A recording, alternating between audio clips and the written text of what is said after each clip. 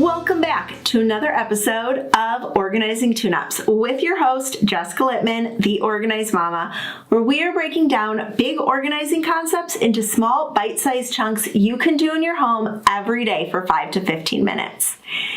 We are going to be covering a few organizing tidbits to help you get organized. Organizing tidbit number 1 is to zone off areas in your home, especially those hard to organize areas. Okay, an organizing zone is just you kind of setting up an area of your home like you would find at like Target or Walmart. They zone off different areas of the store. You know where all the cleaning products are because that's in like the cleaning section. You know where all the food is because that's in like the grocery section. You know where all the plates are because that's in the homewares section. You're going to do the same thing in your home, and that's called zoning areas of your home. So think about an area like a garage. Garages are always difficult to organize when you have a lot of stuff in there. So as you walk around Target or Walmart or wherever, notice how they group different things together. At Target or Walmart, their kind of garage section has all of the tools together, has all of the auto things together, gardening's together. So you can do the exact same thing in your garage based on your stuff. So create zones. Give a shelf a particular section. Give, this other corner of your garage another section, another category like gardening. And when you start to think about zones in some of these harder to organize places, it's going to help you get organized quicker because everything is set up very similar to your favorite store. Organizing tidbit number 2, shop your home. When I say shop your home, I mean go around your house and find things like bins, baskets, or even home decor in order to fill a space.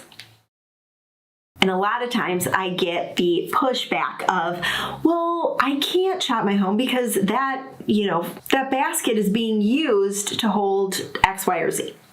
So I want you to start thinking, well, if I take the basket from the bedroom and I put the basket downstairs to hold board games, what else can I use for the basket in the bathroom? Well, I have a different bin that can serve the same purpose, and that can be used in our bathroom. And now I'm not spending any money on any new organizing products because I shopped our home. I am a big believer in looking at what you have first and then figuring out ways in which to use, repurpose, or just kind of move around things before you go and buy any organizing product or any home decor. Sometimes you will have to collect all of your things. Take them out of bins or baskets. If things aren't working, take things out, collect them all, set it up like a store, and then go shopping to try and reorganize your home using what you already have first.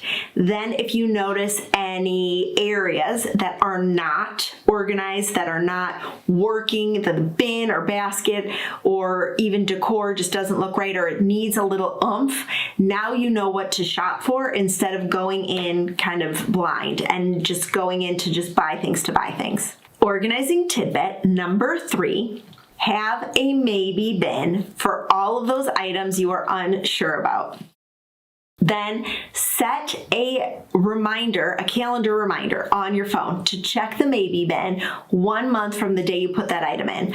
I also like putting a Post-it note on the item so that I know when I put it in, like this cord was put in on this date, not sure what it goes to. So if I realize like, okay, I need a cord and it's not in my office, it's not in the basement, it's not anywhere, I can go to the maybe bin, check that bin to see, oh, is that cord I put in there 2 weeks ago, does that cord work for this particular item? If that cord works for that item, then I know, okay, I need this. I'm going to make sure to label the cord so I know what it goes to. And then I know where it is. So I can pull it out. I can use it for whatever I need to do. And I know that I don't need to get rid of it.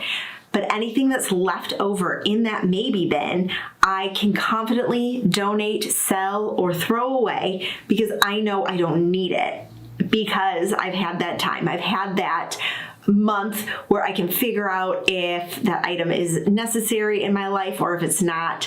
And so I don't have to truly get rid of something just to get rid of it. I'm making sure, and now I can confidently declutter without the stress or the worry that I'm going to get rid of something that I might actually need. So I do this with kids' toys all the time. I think it's really helpful. If you are unsure if they actually play with the toy, pop it in the maybe bin, set it your calendar reminder for 1 month from the day you put it in, and then you don't have to worry if they ask for it, because you can grab it, and then after that month's time be like, well, you didn't play with it for the month, so we donated it, we sold it, whatever it may be. And then this way everyone can make sure that anything you part with is solid parting with, instead of just oh, maybe I should part with it. You can feel confident in that decision. So I want you to take action and try one of these organizing tidbits, and I will see you in the next one.